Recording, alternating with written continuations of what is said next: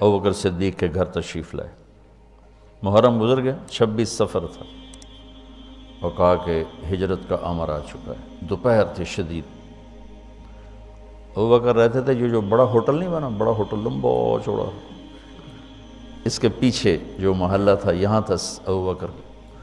وہ جب یہ سب کچھ نہیں تھا تو اس وقت مکے کے دوستوں نے بتایا بھئی یہاں صدیق کا گھر تھا، یہاں اللہ کے نبی کا، حضرت خدیجہ کا سر بتایا تھا۔ تو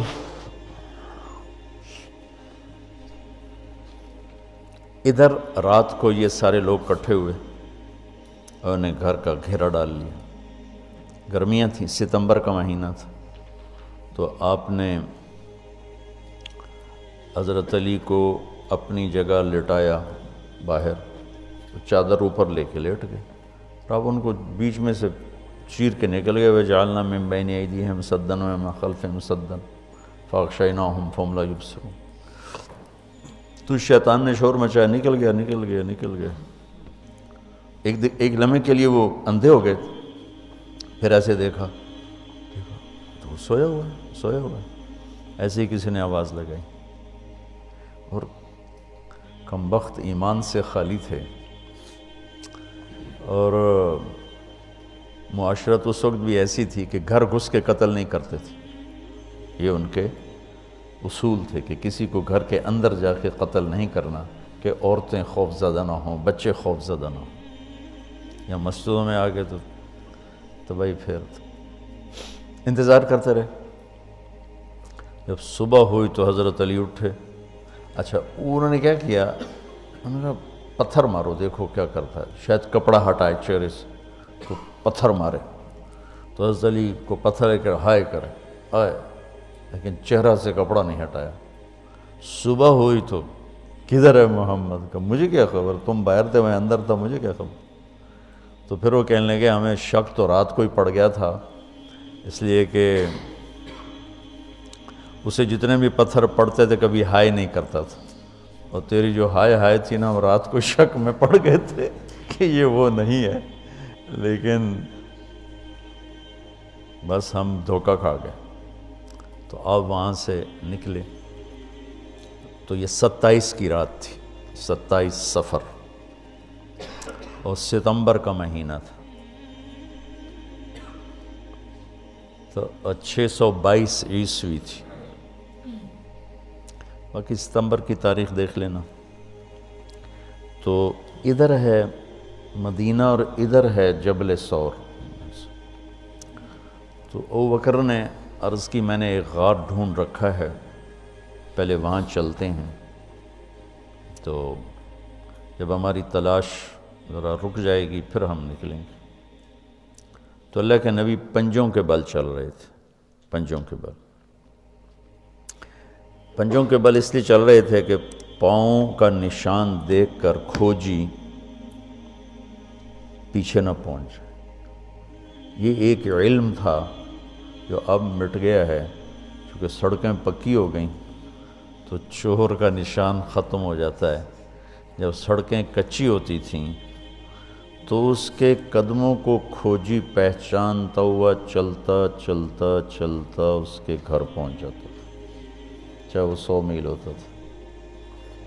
اپنے بچپن میں نے دیکھے کھوجی گاؤں میں رہتے تھے، ایک دفعہ یوں پاؤں دیکھتے تھے بس پھر اس کو لے کے، اب پکی سڑک آ جاتی ہے تو ختم ہو جائے۔ تو یہ کوئی مکہ سے غار ثور 3 میل، تو آپ ایسے جا رہے تھے ایسے۔ ابوبکر کبھی آپ کے آگے چلتے کبھی پیچھے چلتے، کبھی آگے چلتے کبھی پیچھے چلتے۔ تو آپ نے پوچھا یہ کیا کرتے، کبھی آگے کبھی پیچھے۔ تو کہنے لگے اخاف الرصد فامشی امامک، اخاف الطلب فامشی خلفک۔ جب مجھے یہ خیال آتا ہے کہ کوئی آگے چھپا ہوا حملہ آور حملہ نہ کر دے دشمن تو میں آگے ہو جاتا ہوں، جب مجھے خیال آتا ہے پیچھے سے کوئی پہنچ نہ جائے تو میں پیچھے ہو جاتا ہوں، اس طرح۔ تو آپ نے بہت شکریہ ادا کیا ان کا۔ جب پہاڑ پہ چڑھنے کا وقت آیا تو آپ کی انگلیاں زخمی ہو گئی تھیں ایسے چلتے چلتے۔ کس قدر نبی اسباب کی رعایت کر رہے ہیں۔ اسباب کی رعایت کتنی ضروری ہے۔ اللہ سے ہوتا ہے، اللہ کے غیر سے نہیں ہوتا، 100% سچ ہے، لیکن اس کا محل بہت غلط استعمال ہو رہا ہے۔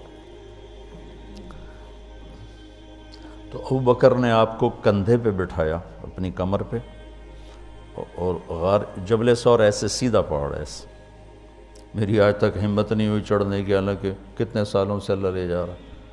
تو آپ کو اپنے کمر پہ بٹھا کے اوپر پورا پہاڑ اوپر چڑھے، پھر آپ کو باہر کھڑا کر دے گا، آپ اندر نہیں جائیں گے۔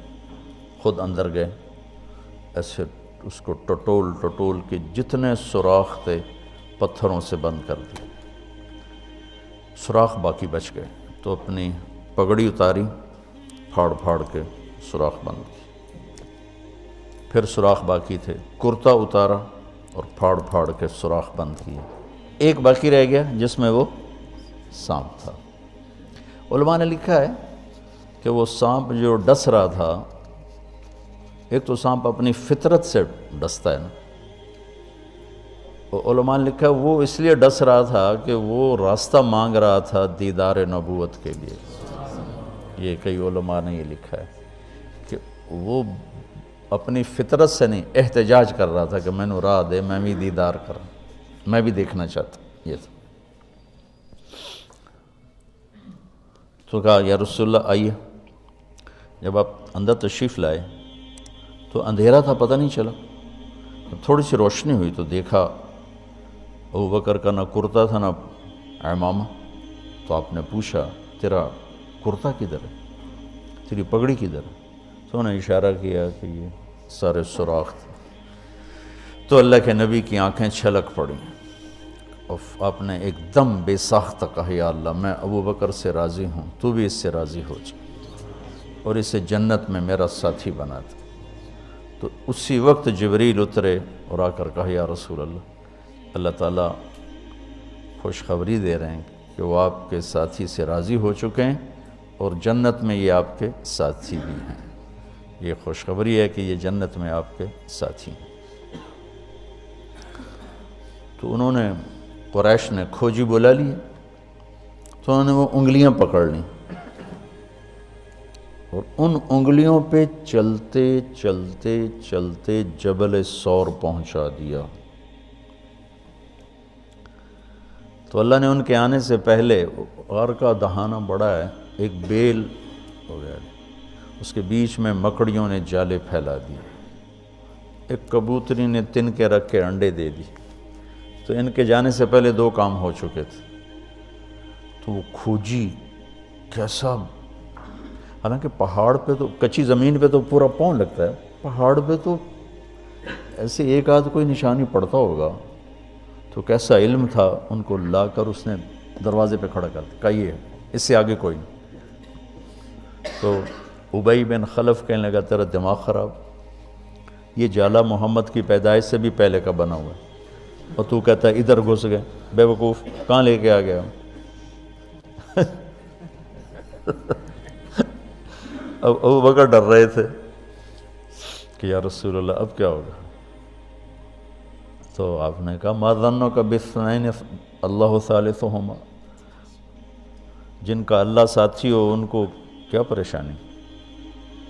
تو امیہ بن خلف نے وہیں دروازے غار کے منہ پہ بیٹھ کے اندر منہ کر کے پیشاب کیا، اب دونوں سامنے بیٹھے تھے۔ تو آپ نے مسکراتے ہوئے فرمایا دیکھو اگر یہ ہمیں دیکھ سکتے تو یہ یہاں بیٹھ کے پیشاب کرتا۔ تو انہوں نے آرام سے وہاں پیشاب کیا، وہ سامنے بیٹھے تھے دونوں۔ اللہ نے بیچ میں پردہ ڈال دی۔ قرآن ابوبکر صدیق کے اندر کے جذبے کو بتاتا ہے، لا تحزن، لا تحزن۔ قوم موسیٰ جب سامنے پانی اور پیچھے فرعون، تو ان کے جذبات کی ترجمانی کرتا ہے اِنَّا لَمُدْرَكُونَ، اِنَّا لَمُدْرَكُونَ۔ 40 برس کی صحبت اٹھائی ہے دو نبیوں کی، ہارون اور موسیٰ۔ وہ کلیم اللہ ہیں، پہلے رسول کلیم اللہ، رسول تو ان سے بھی پہلے تھے، کلیم اللہ، پہلے کلیم اللہ ہے، اور 4 بڑے انبیاء میں سے ایک ہیں، ابراہیم، موسیٰ، عیسیٰ، نوح، اور 5ویں ہمارے نبی سب سے بڑے۔ تو جب آگے سمندر اور پیچھے فرعون، تو ان کو اپنے نبی کی کوئی فکر نہیں رہی، نہ موسیٰ علیہ السلام نہ ہارون۔ انا میں غور کرو، اور لام پہ غور کرو، ایک انا اور لام، اس کا ترجمہ میں یوں کیا کرتا ہوں کہ کہنے لگے موسیٰ تو نے مروا کے ہی چھوڑا ہمیں، آپ کا کیا بنے گا، اب کیا ہوگا، آپ کی جانوں کو خطرہ ہے، ہم مارے گئے، ہم پکڑے گئے۔ تو آگے موسیٰ علیہ السلام نے اتنی شدت سے کہا کلا۔ کلا کا ترجمہ میں یوں کیا کرتا ہوں کہ ہو تسی اسے لیک کہ یا تسی پانی ڈوب جاؤ یا تو فرعون لتر مارے، لیکن ان معی ربی، میرا رب میرے ساتھ ہے، مجھے بچائے گا تو میری تو فعل تم بھی بچو گے۔ تو انا لمدرکون ان کے ذہن کی عکاسی کرتا ہے، پستی ذہن کہ صرف اپنی پڑ گئی، اور لا تحزن عکاسی کرتا ہے کہ ابراہیم، ابوبکر اپنی جان کا اگر خوف ہوتا تو لفظ آتا لا تخف، انہیں غم لگ گیا اپنے نبی کا کہ اب میرے نبی کا کیا ہوگا۔ تو حزن اپنے لیے نہیں، اپنے دوسرے کے لیے، آپ کی اب آپ کا کیا بنا، اب میرے نبی کا کیا بنے گا، اس کیفیت کے لیے قرآن نے اس میں عظمت صدیق ہے، لا تحزن، کہ انہیں اپنا کوئی فکر نہیں تھا، انہیں فکر پڑ گیا نبی کی۔ تو انہوں نے کہا ان اللہ معنا، اور ان اللہ معنا، صدیق کو بھی اپنے ساتھ لے لیا، تیرے میرے دونوں کے ساتھ اللہ ہے، فکر۔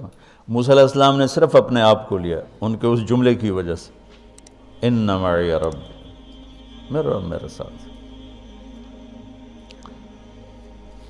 تو یہ اس امت اور اس امت کا فرق میں آپ کو بتا رہا ہوں کہ دونوں لفظ قرآن میں ہیں، سبحان، کیا کمال ہے۔ اور میں سوچتا ہوں کتنے پست عقل لوگ تھے، اتنے معجزے دیکھ کر 4 قدم چلے تو کہنے لگے اجعلنا الہا کما لہم آلہہ، بالکل ہی بدھو تھے۔ اور اللہ کے نبی فوت ہوئے، اور ابو بکر کا خطبہ سنو، من کان یعبد محمدا فإن محمدا قد مات ومن کان یعبد اللہ فإن اللہ حی لا یموت۔ وہ کہہ رہے ہیں اجعلنا الہا کما لہم آلہہ، موجودگی یہ انبیاء، 2 انبیاء کی موجودگی، اور یہاں وہ دنیا چھوڑ چکے ہیں اور ان کا ایک ادنا خادم اعلان کر رہا ہے، من کان یعبد محمدا فإن محمدا قد مات ومن کان یعبد اللہ فإن اللہ حی لا یموت۔ یہ پرچی یہیں رہنے دینا، کل اس پر تھوڑی بات کریں۔